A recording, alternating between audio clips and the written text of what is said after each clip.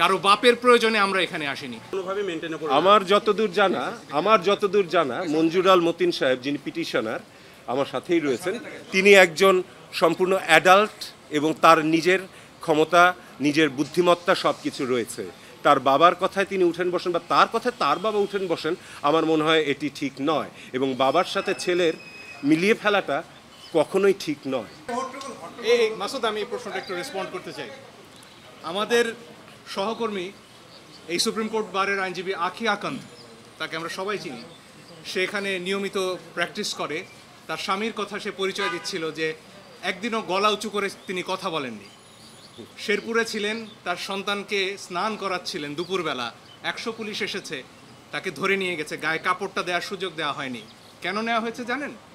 কারণ সেই আখির স্বামীর ভাই নাকি বিএনপি করেন, এবং আজকে একই কার্ড খেলা হচ্ছে যে আমার বাবা কি করলেন সেজন্য আমি দায়ী। সারা আপা, তার বাবা ডক্টর কামাল হোসেন, হ্যাঁ, তাকে নিয়েও আজকে প্রশ্ন উঠছে, এবং আমরা নাকি বিশেষ উদ্দেশ্য চরিতার্থ করতে এখানে এসেছি। লিপি আপা আরও ভালো বলবেন। সেদিন সকাল 9:15 যেদিন কালকে আমরা তো এই পিটিশন দায়ের করলাম, লিপি আপা বললেন যে বাচ্চারা তো ডাক দিয়েছে রাস্তায় নামার, এদেরকে তো আবার গুলি করবে, আমরা কি কিছু করতে পারি না? এই একটা প্রশ্ন থেকে একজন আইনজীবী হিসেবে দায়বদ্ধতা থেকে আমরা এসেছি।